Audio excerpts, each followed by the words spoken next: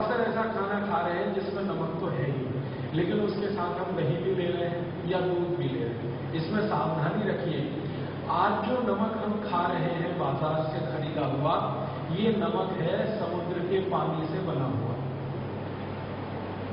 ज्यादा से ज्यादा नमक जो हमें आज खाने को मिल रहा है सामान्य रूप से, वो समुद्र के पानी से बना हुआ नमक है।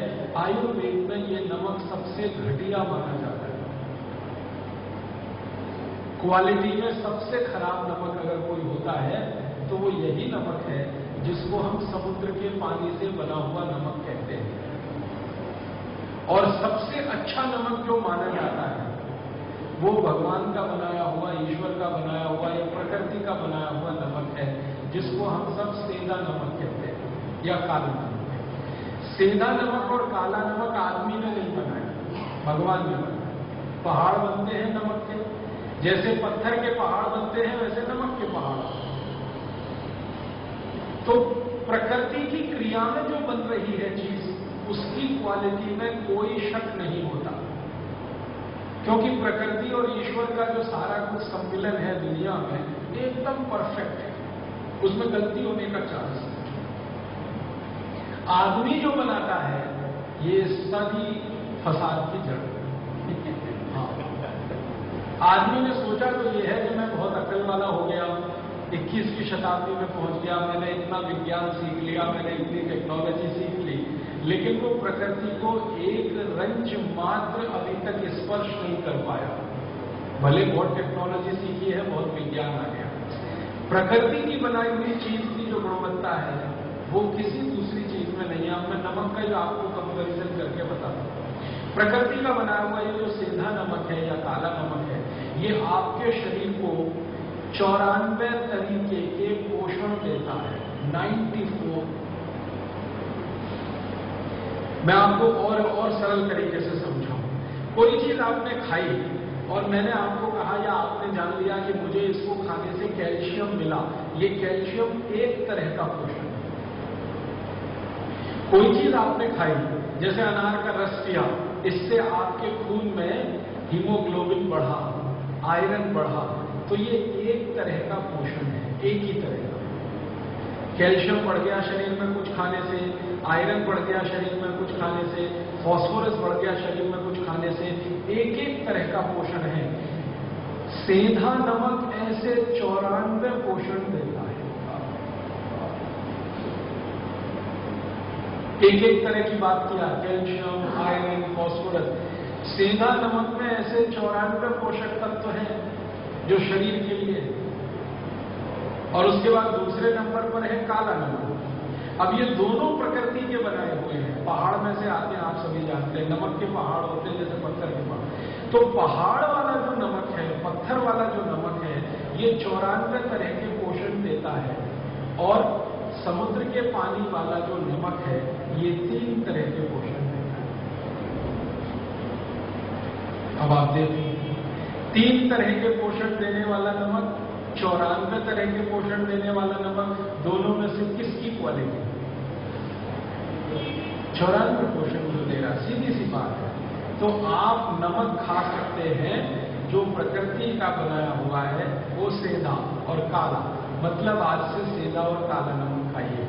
अब मैं आयुर्वेद की एक जानकारी आपको देता हूं, आप हैरान हो जाएंगे ये सुनकर। आयुर्वेद में ये कहा गया, अष्टांग हृदयम में भी ये है कि जैसे ही दूध के साथ नमक लेना शुरू करें या दही के साथ नमक लेना शुरू करें, तो ये जो नमक मैंने बोला समुद्र के पानी का, ये पूरी तरह से वर्जित है। दूध के साथ भी नहीं ले सकते, दही के साथ भी नहीं ले सकते। जैसे ही नमक बदलते हैं आप दूध और दही के साथ, तो सेंधा नमक और काला नमक जरूर ले सकते हैं, इतना अंतर आ जाता है। अभी अगर समुद्र के पानी के बने हुए नमक के साथ दूध पिएंगे, 20 बीमारियां आपको आएंगी। समुद्र के पानी के नमक के साथ अगर आप दही खाएंगे, 20 बीमारियों में फंस जाएंगे। लेकिन वही दही और दूध सेंधा नमक के साथ और काले नमक के साथ खाएंगे, जीवन भर आप निरोगी रहेंगे। इतना अंतर है। अब आप इसको अप्स डाउन में देख सकते हैं, जमीन आसमान का अंतर कहा जाता है इसी को, एक इस तरफ है एक इस तरफ। वही नमक जो समुद्र के पानी से आया तकलीफ दे रहा है, और वही नमक जो भगवान का बनाया हुआ है वो आपके लिए अमृत तुल्य है।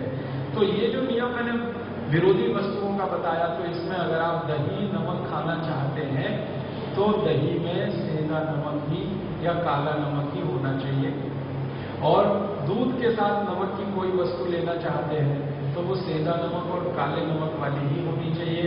ये समुद्र के पानी के नमक की वस्तु दही के साथ नहीं ले सकते। मैंने एक बार प्रयोग करके देखा, दही लिया, दही को लेंस से आप देखो तो उसमें बहुत तरह के जीवाणु, बहुत तरह के बैक्टीरिया, और वो शरीर के लिए अनुकूल है, बहुत अनुकूल है। अगर वो जाते हैं शरीर में तो बहुत सारी शरीर की जरूरत को पूरा करते हैं। अब जैसे ही दही में आप देखेंगे बहुत सारे जीवाणु हैं, उस दही में ये समुद्र के पानी का बनाया हुआ नमक एक चुटकी डाल दीजिए, 1 मिनट में सब जीवाणु मर जाए, हजारों, लाखों, करोड़ों 1 मिनट में मर जाए। अब आपने दही ले लिया और उसमें समुद्र के पानी का नमक मिला दिया, जीवाणु मर गए, तो एक तो जीव हिंसा कर दिया आपने, पाप लगा उसका, जीव हिंसा कर दिया। और दूसरा, आपने वो दही खाया जिसमें समुद्र का नमक मिलाया हुआ है, वो शरीर के काम का नहीं, उपयोगी नहीं। उसी दही में मैंने फिर दूसरा प्रयोग करके देखा कि वही दही है, उसमें लाखों करोड़ों जीव राशि है, जीवाणु है, उसी में सेंधा नमक डाला, एक भी जीव नहीं मरा, एक भी जीव नहीं। माने जीव दया भी हो गई मेरी, जीव हिंसा में भी मुझे नहीं जाना पड़ा, पाप का भागी भी नहीं बनना पड़ा, और शरीर के लिए भी उपयोगी। तो माताएं मैंने इसको विशेष ध्यान से सुने कि दही में अगर रायता बना रही है तो नमक डालना हो तो काला ही नमक या सेंधा ही नमक डालना, ये समुद्र के पानी वाला नमक मत डालना।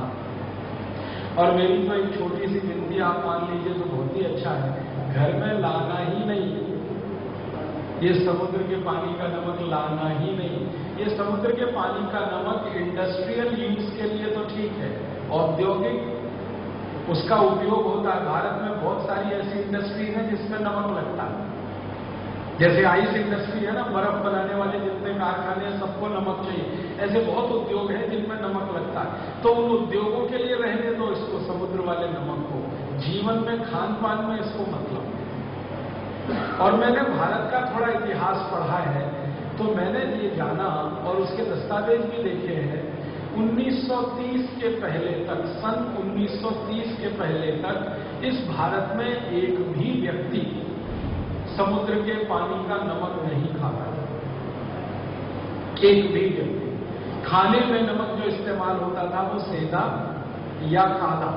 और राजस्थान के कुछ इलाकों में झीलें हैं, प्रकृति की बनाई हुई झीलें, जैसे सांभर, एक बड़ी झील का नाम है सांभर। सांभर झील का नमक भी भगवान का बनाया हुआ है, वो झील भी भगवान की बनाई हुई है, प्रकृति की बनाई हुई है। वो झील मनुष्य ने नहीं बनाई, वो प्रकृति से बनी है। उस झील में से तैयार हुआ नमक भी प्राकृतिक नमक माना जाता है। तो ज्यादा लोग इस्तेमाल करते रहे हैं सांभर झील का नमक, सेंधा नमक और काला नमक 1930 के पहले तक।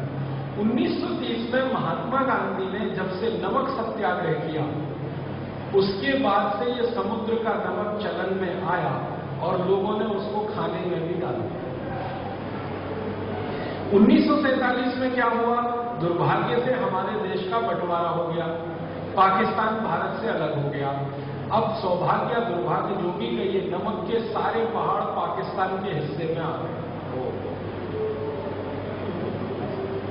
नमक के सारे पहाड़ पाकिस्तान के हिस्से में आ गए।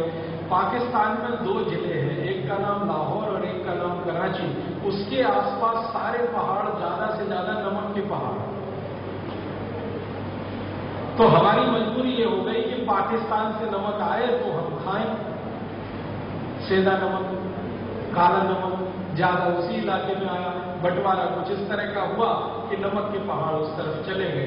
तो बहुत दिन तक ये नमक आता नहीं था पाकिस्तान से, तो लोगों की मजबूरी हो गई क्योंकि बहुत दिन तक भारत और पाकिस्तान की ऐसी दुश्मनी रही है। आप जानते हैं आजादी मिलते ही पाकिस्तान ने भारत पर हमला कर दिया था कश्मीर छीनने के लिए।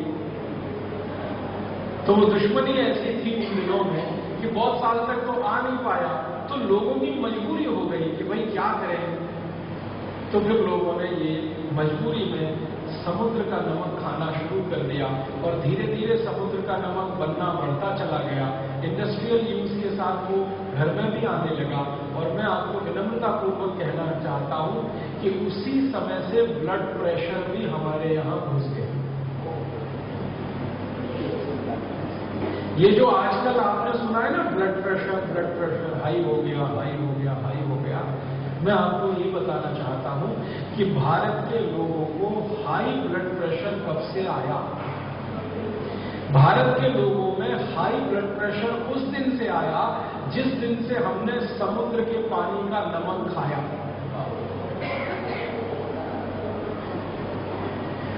वरना प्रकृति के बनाए हुए नमक का अगर हम इस्तेमाल करते रहे, आज भी करें, आगे भी करते रहे, तो मैं आपको पूरी विनम्रता से इस बात की गारंटी देना चाहता हूं, आपका ब्लड प्रेशर अपने आप निकल जाए। आप नमक बदल दीजिए। जो आप समुद्र के पानी का नमक ला रहे हैं इसको बदल दीजिए। सेंधा नमक लाना और काला नमक लाना शुरू कर दीजिए। आपका बीपी अपने आप कम हो जाएगा और बिल्कुल निकल जाएगा शरीर से बिना किसी दवा से।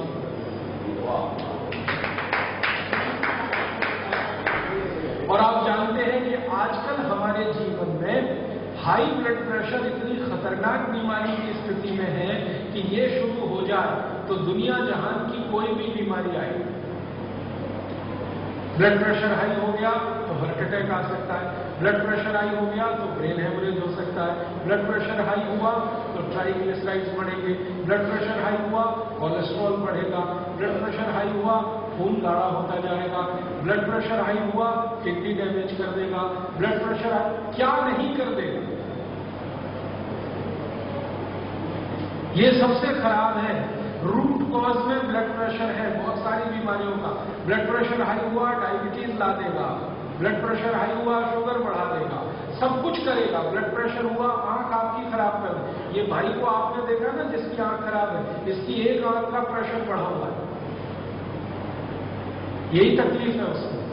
अगर दोनों आंख का प्रेशर एक साथ बढ़े तो इलाज करना बहुत आसान होता है दुनिया में। एक ही आंख का प्रेशर बढ़े और एक का कम हो तो वो इलाज ही नहीं कर सकता। इसलिए ये भाई जिसने आपसे कहानी सुनाई, ये हजारों लाखों रुपए खर्च करके पता नहीं कितने डॉक्टरों के चक्कर में अपना समय खराब करता रहा है। इसको एक सरल बात कोई बता देता जो आज इसको पता चलेगी। इसकी एक आंख का प्रेशर बहुत बढ़ गया था, एक आंख का प्रेशर बिल्कुल कम था या नॉर्मल था, इसको किसी ने बता दिया होता कि नमक बदल दो, इसकी बीमारी यहां तक पहुंच गई।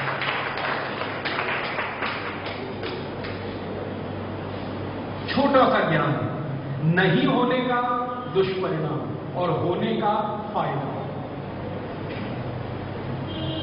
हमारे यहां सभी साधु संतों के मुंह से मैं ये सुनता रहता हूं, आप तो बार बार सुनते रहते हैं, अज्ञान सबसे बड़ा दुख है। अज्ञान में जाना दुनिया का सबसे बड़ा दुख है और ज्ञान में चले जाना दुनिया का सबसे बड़ा सुख है। मैं भी मानता हूं इसको। मैं गरीबी को दुख नहीं मानता, बेरोजगारी को दुख नहीं मानता। गरीबी बेरोजगारी तो आने जाने वाली चीजें हैं और शायद ये गरीबी बेरोजगारी तब तक है जब तक मेरे पास ज्ञान नहीं है। जिस दिन मुझे कुछ ज्ञान मिला मैं मेरी गरीबी भी दूर कर सकता हूं, बेकारी भी दूर कर सकता हूं। इसलिए बीमारियां हमारे शरीर में है और उनका दुख है, वो भी अज्ञान का ही कारण है। जैसे ही ज्ञान में आप जाएंगे आप वो बीमारियां ठीक कर लेंगे, डॉक्टर के चक्कर में फंसने की जरूरत ही नहीं पड़ेगी। ये छोटा सा ज्ञान कि हम नमक बदल दें तो जिंदगी में कितना बड़ा सुख, ये इस भाई को पता है जिसकी आंख इस स्थिति में आई है जो आपने देखी। नमक बदल देता है। ये साल भर पहले या 1.5 साल पहले जैसे ही इसकी आंख में प्रेशर बढ़ना शुरू हुआ, ये पहले डॉक्टर के पास जहां गया वो इसको बता सकता था कि भाई तेरी एक आंख का प्रेशर बहुत ज्यादा है, ब्लड प्रेशर, दूसरी आंख का कम है या बहुत कम है, अब तू क्या कर रही, बस इतना करके नमक बदल दे। सरल बात, साधारण बात। नमक बदलते ही प्रेशर नॉर्मल होता, आंख इस स्थिति में पहुंचती। नहीं कहा, नहीं बताया, शायद जानबूझ के नहीं बताया या अनजाने में, दोनों ही बातें हो सकती। हो सकता है उस डॉक्टर को भी ज्ञान ना हो इस बात का, ये भी हो सकता है। और ये भी हो सकता है कि उसको ज्ञान हो और जानबूझ के नहीं बताया। तो दोनों ही संभावनाएं हैं। तो मैं आपसे ये बात को ज्यादा जोर देके कह रहा हूं कि एक छोटी सी जानकारी ना होने का कितना बड़ा दुख है और होने का कितना बड़ा सुख है। आपको आज ये जानकारी हो गई कि समुद्र के पानी के नमक से शरीर को सिर्फ 3 पोषक तत्व मिलते हैं। पहाड़ के नमक का, पत्थर के नमक का 94 पोषक तत्वों का भंडार है वो। तो आप तुरंत उसमें शिफ्ट कर जाइए, अपने घर का नमक बदल दीजिए। नमक बदलते ही आप अपने ऊपर देखिए क्या क्या परिवर्तन आ रहे हैं। आप आ जाइए, सेंधा नमक खाना शुरू कर दीजिए, काला नमक। जिस दिन खाना शुरू करें उस दिन बीपी नाप लीजिए। 2-3 महीने के बाद फिर नाप लीजिए, आपको लगेगा ये चमत्कार हो गया। सेंधा नमक खाने से या काला नमक खाने से एक दिन पहले आपका माइग्रेन, आपके शरीर में ये सब जितनी भी बीमारियां हैं उनको देख लीजिए ध्यान से और खाना शुरू करिए। फिर देखिए क्या क्या परिवर्तन आ रहे हैं आपको। नमक शरीर के लिए बहुत आवश्यक है, आप जानते हैं, लेकिन सेंधा और काला ये समुद्र के पानी वाला है। आपको और एक जानकारी दूं, शरीर में सेंधा और काले नमक से जो जो पोषकता मिलती है, इसी की कमी होने पर पैरालिसिस आता है। हाँ, ध्यान दीजिएगा मेरी बात। शरीर में सेंधा और काला नमक से जो पोषकता मिलती है, उसी की कमी होने पर पैरालिसिस आता है। शरीर में काला और सेंधा नमक मिलने से जो पोषकता मिलती है, उसी की कमी से ब्रेन हेमरेज भी होता है। मेरे गुरु जिनका नाम था श्री धर्मपाल, अभी वो स्वर्गवासी हैं, एक बार उनके शरीर में ऐसा हुआ, जो पोषकता मिलनी चाहिए थी नमक से, सेंधा और काला, वो कमी हुई, उनको पैरालिसिस का अटैक हो गया। उनकी आवाज चली गई, पूरी आवाज चली गई, वो कुछ बात ही नहीं कर सकते। और मेरी आंखों के सामने मेरे गुरु का ऐसा हाल था। मैं क्या करूं? भयंकर अटैक था, बड़ा अटैक था पैरालिसिस का। हाथ पैर तो चले गए, आवाज भी चली गई, ब्रेन भी काफी इफेक्ट हुआ, प्रभावित हुआ। मैं उनको ले गया हॉस्पिटल में, एडमिट करवाया। हॉस्पिटल वालों ने हाथ उठा दिए, हमारे पास दवा नहीं, हम क्या कर सकते हैं।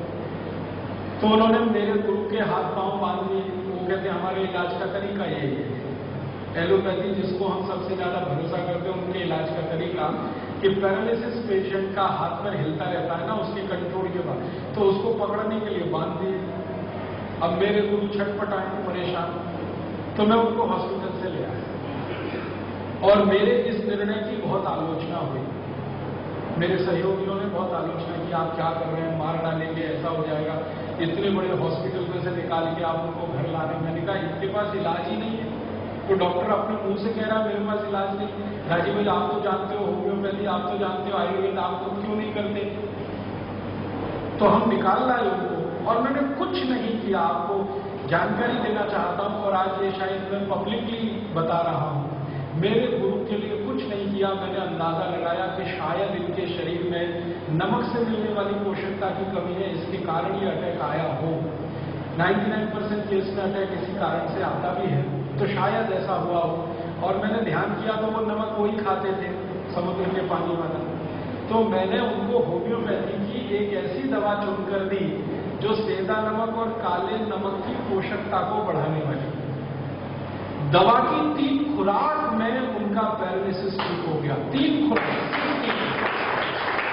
सवेरे एक खुराक दी, दोपहर को एक दी, शाम को एक खुराक दी। अगले दिन तो वो चलने लगे,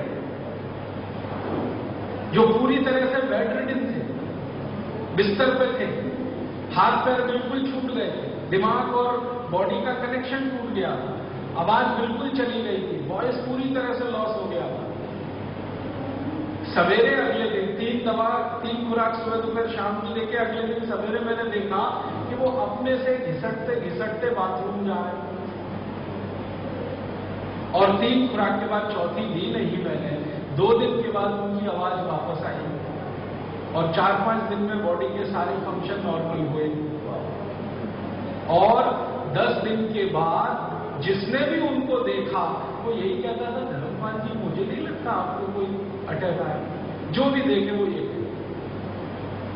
कि हमें नहीं लगता था कि कोई अटैक आया। माने इतनी नॉर्मल हो गई सारी कंडीशन। और जब उनकी बेटी उनको मिलने आई, वो जर्मनी में रहती है, तो वो खुद हैरान हो गई। फिर उसने पूछा क्या किया? मैंने कहा कुछ नहीं, होम्योपैथी की एक दवा दी थी, वो दवा का एक ही काम है कि नमक से जो पोषकता चाहिए शरीर को वो नमक नहीं दे पाया, या नमक नहीं खाने से वो पोषकता नहीं थी शरीर में, वो दवा मैंने दे दी, 3 खुराक में चमत्कार कर दिया। ऐसे ही होता है। तो हम जब कहते हैं ना दवा का चमत्कार है, दवा का चमत्कार क्या है? कुछ खास नहीं है। आपके शरीर में जो पोषकता में कमी आई और उसके कारण से जो तकलीफ में आप फंस गए, वो पोषकता किसी तरह से दे दो। अगर उस समय में उनको नमक का पानी उबाल के दे देता तो भी वो ठीक हो जाता। मैं दवा नहीं देता, सेंधा नमक लेके, काला नमक लेके पानी में डालता, पानी को उबालता और वो 1-1 चम्मच पानी पिलाता तो भी ठीक हो जाते। लेकिन मुंह उनका खुलने की स्थिति में नहीं था तो पानी जाए कैसे? इसलिए दवा देनी, नहीं तो वो वैसे भी ठीक हो। तो ये उदाहरण मैंने आपको सिर्फ इसलिए दिए हैं कि आप इसकी गंभीरता को समझ लें। अपने जीवन में जो एक बड़ी गलती हम कर रहे हैं, भूल कहना चाहिए उसको, गलती नहीं है, गलतियों का तो सुधारा होता है, भूल सुधरती नहीं। तो बड़ी भूल कर रहे हैं वो एक ही है, हमने नमक अपने घर में ले आया, आयोडीन युक्त टीवी का विज्ञापन देखते हैं। रोज टीवी हमें उल्लू बना रहा है, आयोडीन युक्त नमक खाओ नहीं तो पागल हो जाओगे, घेंगा हो जाएगा। मैं देश में 12 साल से घूम रहा हूं, कोई एक पेशेंट मुझे मिले जिसने आयोडीन युक्त नमक नहीं खाया और उसको घेंगा हुआ हो, मिला नहीं आज तक। सरकार को बार बार मैं कहता हूं भाई मुझे दे दो, फोकट में ठीक करूंगा। जिनको आयोडीन युक्त नमक नहीं खाने से घेंगा हुआ ऐसे पेशेंट मुझे दे दो, मैं मेरे खर्चे से, मेरे पैसे से उनका ट्रीटमेंट करूंगा, ठीक करूंगा। एक भी मरीज सरकार मुझे नहीं दे पाई। मैंने सरकार से लिस्ट मांगी कि दे दो मुझे एक सूची, किस किस गांव में कौन कौन आदमी है जिसको आयोडीन युक्त नमक नहीं खाने से घेंगा हुआ, आज तक सूची नहीं आई। हाँ, भारत में जम्मू कश्मीर, हिमाचल प्रदेश और उत्तरांचल, ये पहाड़ के कुछ राज्य हैं, वहां जरूर मैंने कुछ मरीज देखे हैं जिनको आयोडीन की कमी से घेंगे की समस्या है। आप ध्यान से सुनिएगा इस बात। 3 राज्य हैं और 3 राज्यों के नजदीक में कुछ हो सकते हैं। मैंने 3 राज्य मेरी आंखों से देखे हैं, जम्मू कश्मीर, हिमाचल और उत्तराखंड। इन 3 राज्यों में पहाड़ पर, ऊंचाई पर रहने वाले कुछ लोगों में आयोडीन की कमी है शरीर में, तो उनको घेंगा है, वो समझ में आता है। लेकिन पहाड़ से नीचे उतरकर मैदानों में रहने वाले किसी आदमी को ये कमी नहीं है, हो नहीं सकती। कारण जानते क्या? पहाड़ों की ऊंचाई पर जो वनस्पतियां पैदा होती हैं, जो सब्जियां पैदा होती हैं, जो दालें पैदा होती हैं, उनमें प्राकृतिक रूप से आयोडीन कम है। और मैदानों में जो सब्जियां और दालें पैदा होती हैं, उनमें प्राकृतिक रूप से आयोडीन भरपूर है। मैं आपको चेन्नई के बारे में कह सकता हूं। चेन्नई में आधा कटोरी दाल आप खा लो, पकी हुई दाल, सांभर के रूप में चाहे रसम के रूप में, आपके एक दिन की आयोडीन जितनी चाहिए उतने में ही पूरी हो जाती है। आधा कटोरी दाल मात्र खाने से एक दिन के आयोडीन की आवश्यकता पूरी हो जाती है चेन्नई में। बेंगलोर में भी यही हाल है, हैदराबाद में भी यही हाल है। अगर पहाड़ में जाएंगे तो वहां थोड़ी जरूरतें नहीं हो पाती। तो मेरा सरकार को बार बार ये कहना है कि भाई पहाड़ों में अगर ये कमी ज्यादा है तो उनको खिलाओ आयोडीन युक्त नमक, हमको क्यों खिला रहे हो जबरदस्ती? हम तो सभी दाल खाने वाले लोग हैं। आधी कटोरी दाल आप में से कौन है जो रोज नहीं,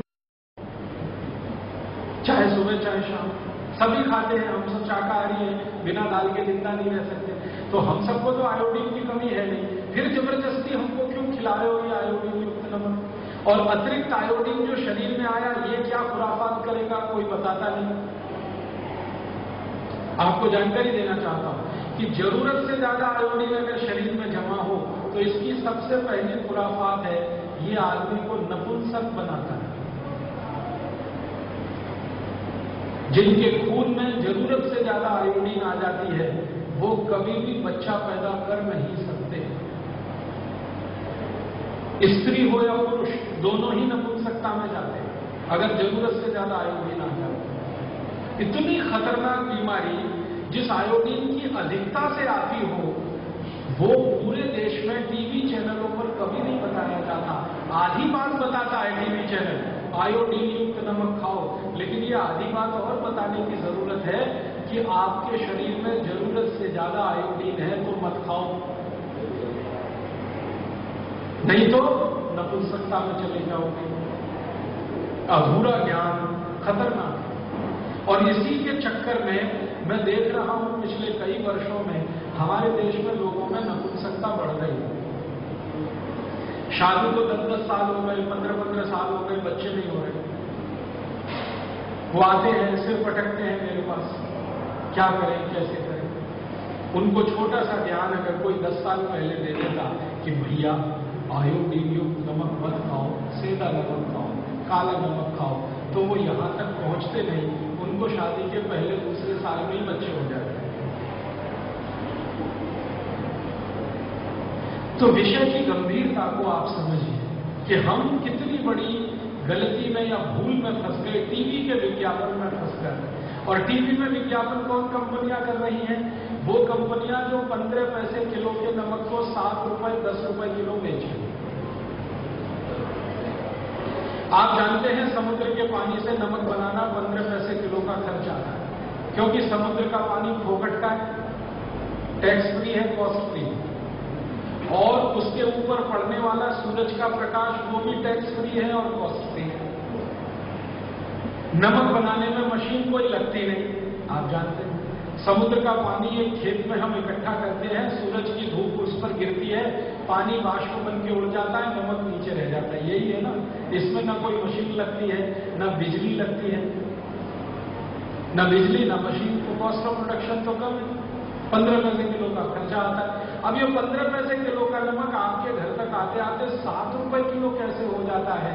ये उन लूटखोर कंपनियों का सारा तंत्र है, सरकार के साथ मिलकर, कि आपकी जेब में से पैसे खींच लें। जितनी कंपनियां नमक को आयोडीन युक्त करके बेच रही हैं या आयोडीन युक्त नमक के, वो सब लूट रही हैं आपको। ईस्ट इंडिया कंपनी ने जितना नहीं लूटा उससे ज्यादा लूटी, वो चाहे भारत की हो या विदेशी। 15 पैसे किलो की चीज 7 रुपए किलो, हिसाब लगाओ ना गणित का।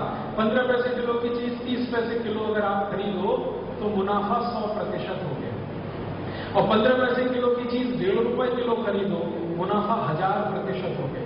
और 15 पैसे किलो की चीज 3 रुपए किलो खरीदो, मुनाफा 2000% हो गया। और 15 पैसे किलो की चीज 6 रुपए किलो खरीदो, मुनाफा 4000% हो गया। और 15 पैसे किलो की चीज 7 रुपए किलो खरीदो, 5000% का मुनाफा आपकी जेब से निकाला जा रहा है नमक के नाम। और नमक की मजबूरी क्या है? ये एक ऐसी वस्तु है जो सबको चाहिए, कंजम्पशन बहुत अधिक है, लाखों करोड़ों टन में हम इस्तेमाल करते हैं हर साल, तो मुनाफा भी कितना होगा जरा सोचो। 1 किलो का मुनाफा 15 पैसे से 7 रुपए, तो करोड़ों टन, लाखों करोड़ों टन नमक हर साल बिक रहा है। हजारों लाखों करोड़ों रुपए लूट रहे हैं कुछ लोग, आपको उल्लू बना। तो मैं चाहता हूं आप इस लूट से भी बचो और इस नमक से भी बचो। एक तो नमक जो दे रहा है वो बीपी बढ़ाने वाला, तकलीफें पैदा करने वाला, शरीर में विकृतियां और दोष पैदा करने वाला, ऊपर से इतना महंगा, हमारे पैसे खींच कर ले जाए। तो ये जो साजिशें चल रही हैं, ये जो षड्यंत्र चल रहे हैं पूरे देश में अलग अलग तरीके, मुझे लगता है कि कोई बड़ा षड्यंत्र शायद इस देश के साथ हो रहा है कि सबको आयोडीन युक्त नमक खिलाते जाओ। 5 साल 10 साल 15 साल में सबकी आयोडीन शरीर में ज्यादा हो जाए, नपुंसकता पूरे देश में बड़े पैमाने पर हो जाए, बच्चे ही पैदा ना हो इस देश में, तो विदेशी आकर फिर कब्जा कर लें इस देश में अधिक जनसंख्या पे। आपकी जनसंख्या घटती जाए और दूसरों की बढ़ती जाए। आपको सुन के हैरानी होगी, आयोडीन युक्त नमक भारत देश में आने से पहले यूरोप और अमेरिका के खंड के 40 देशों में चल चुका है और वहां की सरकारों ने उसको पूरी तरह से प्रतिबंध कर दिया है, बैन कर दिया। यूरोप के देशों में सबसे पहले एक देश है जिसका नाम है जर्मनी। इसने आयोडीन युक्त नमक शुरू किया। आयोडीन युक्त और एक्स्ट्रा फ्री फ्लो, आप सुनते हैं ना टीवी में, एक्स्ट्रा फ्री फ्लो नमक है और आयोडीन युक्त भी है। ये एक्स्ट्रा फ्री फ्लो क्या है? नमक में हमेशा नमी रहती है, नमी पानी के कारण रहती है। नमक की एक विशेषता है कि वो हर तरफ से पानी को खींचता है। सूखा हुआ नमक यहां खोल के रख दो, कल देखना वो सब गीला हो जाएगा। कहां से हो गया? वातावरण में जो मॉइस्चर है उसको नमक खींचता है। अगर कोई नमक पानी को खींचेगा तो वो एक्स्ट्रा फ्री फ्लो नहीं हो सकता, सूखा नहीं होगा। सूखा नहीं होगा होनी चाहिए वो ये कि नमक जो है पानी को खींचता है, उसका गुण धर्म है। खाली रख दो गीला हो जाएगा। अब ये पानी को खींचने का जो गुणधर्म है, इसके कारण नमक को जब पीसेंगे तो थोड़ी नमी रहने वाली है। यूरोप और अमेरिका के वैज्ञानिकों ने खुराफाती दिमाग लगाया कि ये नमक में नमी नहीं रहनी चाहिए। क्यों? अगर नमी है तो ये ऐसे करके किसी पे इसको छिड़क नहीं सकते, बुरका नहीं जा सकते। यूरोप और अमेरिका की खासियत क्या है वो हमें जाननी चाहिए। उनकी अपनी समस्या है जिसका समाधान करने के लिए ये तमाशा किया। वहां सब्जी कोई घर में बनाता नहीं है, दाल कोई पकाता नहीं है, सब्जी बनी बनाई डिब्बे में आती है। यह आप सभी जानते हैं। अमेरिका यूरोप के देशों में, कनाडा जैसे देशों में जो अपने को बहुत विकसित कहते हैं, वो ताजा बनी हुई सब्जी नहीं खाते क्योंकि सब्जी बनाना नहीं आता। कितने गरीब लोग हैं, सब्जी बनाना नहीं आता। हिंदुस्तान के घर घर में 10 साल के किसी भी बच्चे को जो काम आता है वो यूरोप के बड़े बड़े लोगों को नहीं आता। सब्जी बनाते कैसे हैं? कंप्यूटर, सुपर कंप्यूटर, इलेक्ट्रॉनिक्स और सारी दुनिया का तामझाम करने वाले हेड्रोन कोलाइडर बनाने वालों को सब्जी बनाना नहीं आता। अच्छा, सब्जी बनाना आता क्यों नहीं है? कारण है कि सब्जी होती भी नहीं है। ज्यादातर देशों में सब्जी के नाम पे या तो बटाटा है, आलू और कांदा, बाकी कुछ है नहीं। तो सब्जी बनाने के नाम पे कुछ है नहीं, प्रकृति ने दिया भी नहीं है, उनको आता भी नहीं। तो सब्जियां वो दूसरे देशों से खरीदते हैं, बना बना के पैकेट में बेचते हैं। अब सब्जी बनी हुई पैकेट में डाली जाएगी तो उसको सुरक्षित रखने का एक ही आधार है, नमक ना डाला जाए उसमें। नमक डल गया तो वो पैकेट बेकार हो जाए। तो बिना नमक की उबली हुई सब्जी पैकेट में बंद आती है यूरोप और अमेरिका में। जब वो खाने के लिए बैठते हैं, प्लेट पर निकालते हैं तो ऊपर से नमक डालते हैं। अब ऊपर से नमक डालना है तो उनको नमक ऐसा चाहिए जो फ्री फ्लो हो, चारों तरफ गिरे। और नमक की विशेषता है कि उसमें पानी रहेगा, थोड़ा मॉइस्चर रहेगा। तो उन्होंने अपनी समस्या का समाधान करने के लिए नमक को एक्स्ट्रा फ्री फ्लो बनाया और उसके लिए 20 केमिकल डाल दिए उसमें। अब वो नमक नहीं रहा, केमिकल का भंडार हो गया। कई तरह के रसायन उसमें डाल दिए नमक को एक्स्ट्रा फ्री फ्लो बनाने के लिए। अब उन्होंने देखा कि उनके यहां ये नमक चल पड़ा, उस नमक में से समस्याएं शुरू हो गई। आयोडीन युक्त किया और समस्याएं शुरू हो गई। जर्मनी में बड़े पैमाने पर लोगों में नपुंसकता फैली। फ्रांस में, ब्रिटेन में, स्वीडन में, स्विट्जरलैंड में, डेनमार्क में, नॉर्वे में बच्चों के पैदा होने का जो ग्रोथ रेट है वो कम होने लगा। तो बड़ी खोजें हुई कि भाई ये क्या चक्कर हो गया, हमारे यहाँ अचानक से बच्चे पैदा कम होने लगे, क्यों? तब वैज्ञानिकों ने खोज के बनाया कि ये अतिरिक्त आयोडीन का कमाल है। तो धड़ाधड़ सरकारों ने उसको बैन किया कि नहीं चाहिए फिर हमको सादा नमक ही चाहिए। अब उन्होंने तो बंद कर दिया, ले देके हमारे ठोक दिया हिंदुस्तान के माथे। अब हिंदुस्तान के नेता तो सुभान अल्लाह वो आपने एक पता नहीं हिंदी या उर्दू की कहावत सुनी है, एक ही उल्लू काफी है बर्बाद गुलिस्ता करने को, हर शाख पे उल्लू बैठा है, अंजामे गुलिस्ता क्या होता है। एक ही उल्लू बहुत होता है समाज को बर्बाद करने के लिए, और हमारे यहाँ उल्लुओं की फौज इकट्ठी होकर राजनीतिक पार्टी बना लेती है, फिर वही मंत्री बन जाते हैं, प्रधानमंत्री बन जाते हैं। उनको बहुत सारी चीजों से कुछ लेना देना नहीं, एक ही चीज से लेना देना, पैसा और कुर्सी। ये कुर्सी मिल गई तो अब इसको टिका के कैसे रखना है, अगली बार इसको बचा के कैसे रखना है, इसके लिए पैसे खर्च करने हैं, तो पैसे लाने कहां से हैं, फिर खर्चा कैसे। तो चुनाव का सारा खेल ये है, पैसा बनाना, कुर्सी लाना, कुर्सी पे बैठना, फिर पैसे बनाना, फिर कुर्सी लाना। तो ऐसे नेता है, उनके ऊपर किसी ने कह दिया भाई बहुत अच्छा आयोडीन युक्त नमक भारत में लगा दो, तो लगा दिया हमारे नेता। और लगा ही नहीं दिया, कानून बना दिया कि जो बिना आयोडीन का नमक खाएगा उसको जेल भेज दिया जाए। ऐसे मूर्खों के मूर्ख नेता हमारे देश में। कानून ने ऐसा भी बना दिया कि जो बिना आयोडीन का नमक बेचेगा दुकान में उसको भी जेल में डाल देंगे। इन मूर्खों ने थोड़ा भी नहीं सोचा कि 1930 के पहले इस देश में कोई आयोडीन युक्त नमक नहीं था। समुद्र के पानी का ही नमक नहीं था, आयोडीन युक्त नमक की तो बात ही छोड़ दो। और लोग ज्यादा स्वस्थ थे। जब से ये समुद्र के पानी का नमक आया, घरों में ज्यादा बीमारियां आई हैं। ऐसे हमारे नेता। अब इसमें घुस क्या गया सारा खेल कि जो नमक को 15 पैसे किलो से 7 रुपए 10 रुपए किलो बेचने वाली कंपनियां, उनको मुनाफे कमाने हैं। उसमें बड़ी बड़ी विदेशी कंपनियां हैं, भारत की भी कुछ देशी कंपनियां हैं, उनको अपना धंधा चलाना है। नेताओं को उसमें से थोड़ी घूस और रिश्वत देकर अपनी व्यवस्था को टिकाए रखना है। तो नेता और भ्रष्ट कंपनियों का गठजोड़, भ्रष्ट नेता, भ्रष्ट कंपनी, भ्रष्ट अधिकारी ये बन गया, तो चला दिया पूरे देश में आयोडीन युक्त नमक। आपको सुन के हैरानी होगी, मेरे जैसे बहुत लोग इसके खिलाफ लड़ रहे हैं, सड़क पे भी और अदालतों में। कई संस्थाएं हैं जिन्होंने इनके खिलाफ मुकदमे किए हुए और उनके फैसले भी आए। एक इतना अच्छा फैसला आया महाराष्ट्र हाई कोर्ट का कि जबरदस्ती सरकार किसी को आयोडीन युक्त नमक नहीं खिला सकती। किसी की इच्छा है तो खाए, नहीं है तो वो अपना दूसरा नमक खाए। तब से ये कंपल्शन हटाया उन्होंने, क्योंकि कोर्ट का फैसला आया। अभी थोड़े दिन में सुप्रीम कोर्ट का भी आने वाला है इसी मामले में फैसला, क्योंकि एक मुकदमा वहां चल रहा है। तो फैसला आएगा तो सरकार को पीछे हटना पड़ेगा। लेकिन सरकारें कितनी खतरनाक हैं आप जरा सोचिए।